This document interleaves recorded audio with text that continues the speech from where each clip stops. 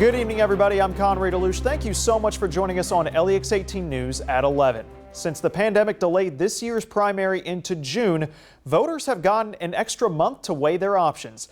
In that time, state lawmaker Charles Booker has gained momentum, and he's poised for a showdown with Amy McGrath this Tuesday. Booker made his case tonight to Lexington voters and called for at least one big change to downtown.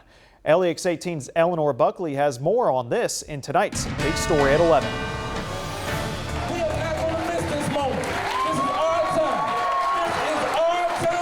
Charles Booker chose Lexington's Cheapside Pavilion as his third and final stop of the evening. Cheapside was at one time one of the largest slave trading sites in the country, and Booker made it a point to end his night with a Juneteenth-themed rally there. It reminds us of the work we have yet to do.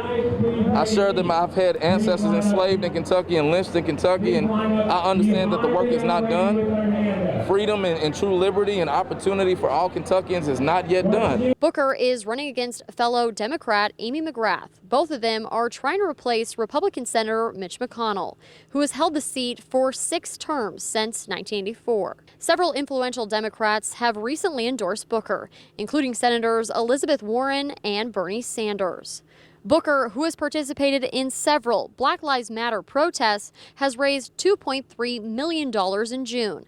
And his supporters tell me they believe the tide is shifting. He recognizes that when Black lives matter absolutely, then all of our lives will matter more. We need people who are going to do actions and come out and support us. That's the whole reason that everybody is here to see him. It's time for us to elect Charles Booker to the Senate so that we can have true people that represent our values and the change that we want to make. Not only has Booker been part of several protests, but he has also said he wants to rename Cheapside Pavilion. In Lexington, Eleanor Buckley, LEX 18 News. Meanwhile, Booker's primary opponent, Amy McGrath, attended a Juneteenth event in Somerset on Friday night. McGrath joined the local mayor, sheriff, and police chief for the show of unity, despite some rain.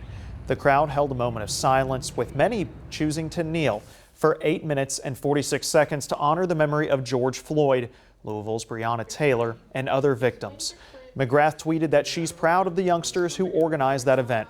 She reportedly made stops across western Kentucky earlier today for campaigning and also spoke with workers at a food bank. Democrat Mike Breuer, another U.S. Senate contender, was also out on Juneteenth, attending events around Louisville and a march at Jefferson Square Park, the site of many Black Lives Matter protests in Louisville. The farmer, teacher, and retired lieutenant colonel is currently tracking third in most Senate polling for the Democrats. Tune in tomorrow morning. There will be a primary